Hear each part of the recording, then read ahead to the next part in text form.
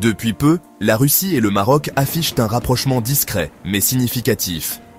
Accords économiques, discussions sur l'énergie, échanges diplomatiques, tout cela inquiète profondément l'Algérie, rivale historique du Maroc.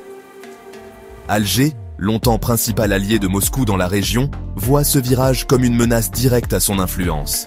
La Russie, fournisseur d'armes et soutien diplomatique clé pour l'Algérie, semble désormais courtiser Rabat. Ce changement bouleverse l'équilibre régional, surtout sur le dossier du Sahara occidental où le Maroc a déjà obtenu le soutien américain. Washington, de son côté, surveille de près cette percée russe dans une zone stratégique. Les États-Unis considèrent le Maroc comme leur principal allié sécuritaire en Afrique du Nord et voient d'un mauvais œil l'arrivée de Moscou. Pour l'Algérie, perdre l'exclusivité de la Russie serait un coup dur, d'autant que le Maroc multiplie les alliances. Ce rapprochement russo-marocain illustre la recomposition des alliances mondiales, accélérée par la guerre en Ukraine. Le Maroc, pragmatique, diversifie ses partenaires, tandis que l'Algérie s'inquiète de son isolement croissant. Jusqu'où ira ce jeu d'influence et quelles conséquences pour la stabilité régionale? L'Algérie et la Russie partagent une alliance forgée à l'époque de la guerre froide. Moscou reste le principal fournisseur d'armes d'Alger, mais la relation se tend. Le Sahara occidental est au cœur des tensions. L'Algérie soutient le Front Polisario, tandis que la Russie, autrefois favorable à Alger, se montre désormais plus neutre pour ménager le Maroc. Cette évolution inquiète Alger, qui craint d'être lâché sur un dossier vital. En Afrique, la Russie étend son influence via le groupe Wagner, concurrençant l'Algérie au Sahel. Alger se retrouve prise entre une influence occidentale qu'elle rejette et une Russie qui avance ses propres intérêts. Cette dépendance à Moscou devient un risque. Si la Russie diversifie ses alliances, l'Algérie pourrait se retrouver isolée. Pour se protéger, Alger se tourne vers la Chine, mais rompre avec Moscou reste difficile. L'Algérie doit donc jongler entre préserver son lien historique avec la Russie et s'adapter à un monde où cet allié n'est plus aussi fiable. La relation algéro-russe est à un tournant, avec des conséquences majeures pour la région. L'Algérie doit repenser sa stratégie pour ne pas perdre pied. Isolée de l'Occident depuis la guerre en Ukraine, la Russie cherche de nouveaux partenaires et le Maroc s'impose comme une option stratégique. Le Maroc, économie ouverte et en croissance, offre à Moscou un accès à des marchés agricoles et énergétiques essentiels. Les échanges commerciaux s'intensifient, céréales et hydrocarbures russes contre produits agricoles marocains. Un accord de pêche permet aussi aux navires russes d'opérer dans les eaux marocaines, y compris au large du Sahara occidental. Politiquement, le Maroc adopte une neutralité prudente sur l'Ukraine, ce qui plaît à Moscou. En retour, la Russie modère sa position sur le Sahara, évitant de froisser Rabat. Le Maroc profite de cette relation pour diversifier ses alliances, sans se couper de ses partenaires occidentaux. Cette diplomatie tous azimuts renforce sa position de carrefour entre l'Afrique, l'Europe et le Moyen-Orient. Pour la Russie, s'implanter au Maroc, c'est aussi défier l'influence occidentale dans la région. Ce partenariat illustre la capacité du Maroc à tirer parti des rivalités mondiales. Le royaume avance ses pions avec habileté sur l'échiquier international. Les États-Unis et le Maroc partagent une alliance ancienne et solide, remontant à la reconnaissance américaine par le Maroc en 1777. Aujourd'hui, ce partenariat est avant tout stratégique. Le Maroc est un allié majeur hors OTAN, pilier de stabilité en Afrique du Nord. Les manœuvres militaires African Lion symbolisent cette coopération sécuritaire renforcée. Le Maroc modernise son armée grâce à l'expertise et aux équipements américains, renforçant sa position face à l'Algérie. Sur le plan diplomatique, Washington a reconnu la souveraineté marocaine sur le Sahara occidental, un atout majeur pour Rabat. En échange, le Maroc a normalisé ses relations avec Israël, consolidant l'axe Washington-Rabat. Les États-Unis sont aussi un partenaire économique clé, avec un accord de libre-échange stimulant les investissements. Le Maroc devient ainsi une porte d'entrée vers l'Afrique pour les entreprises américaines. Ce partenariat multidimensionnel fait du Maroc un allié incontournable pour Washington. Il confère au royaume un avantage stratégique dans la région.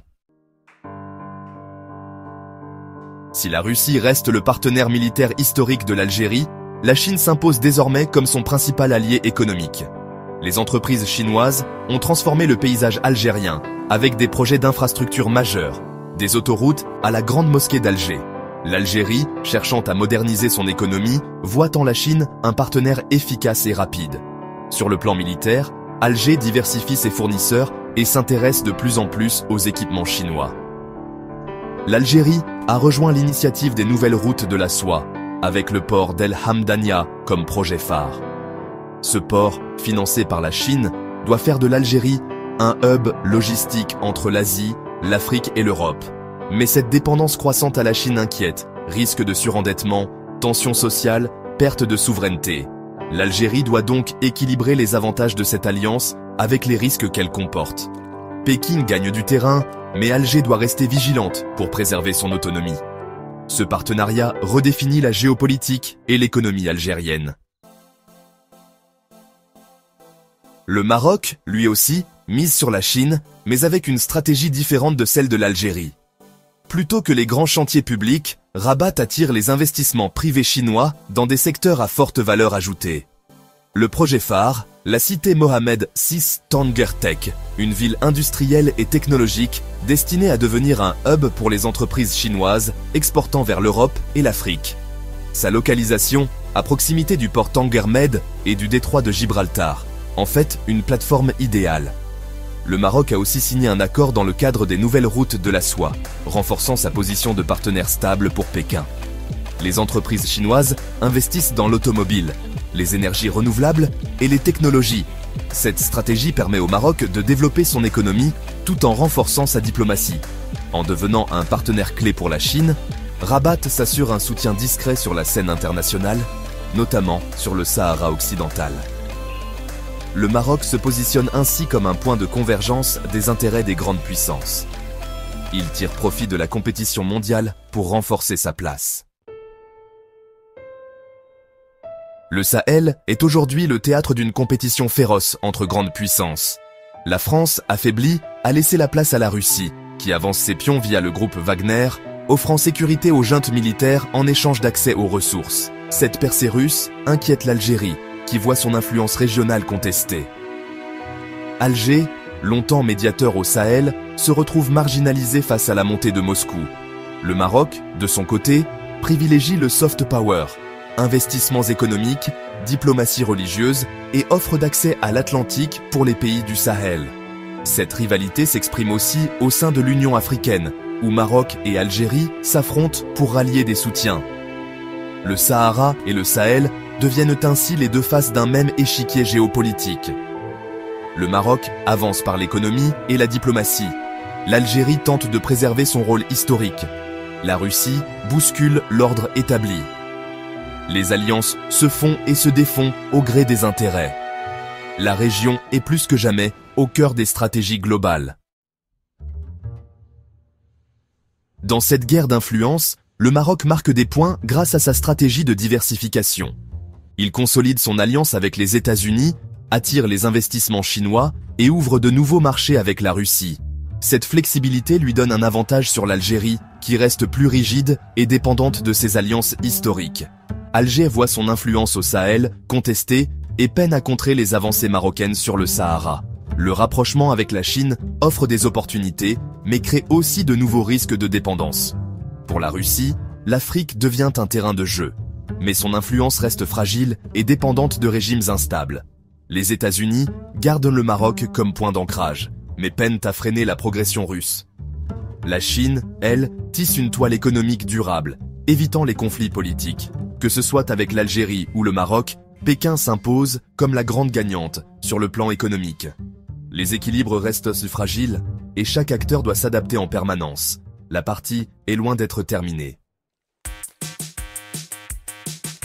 La rivalité entre l'Algérie et le Maroc dépasse le cadre régional, elle reflète les grandes mutations du monde. Les alliances se recomposent, les stratégies évoluent, et chaque pays tente de tirer profit de la compétition entre grandes puissances.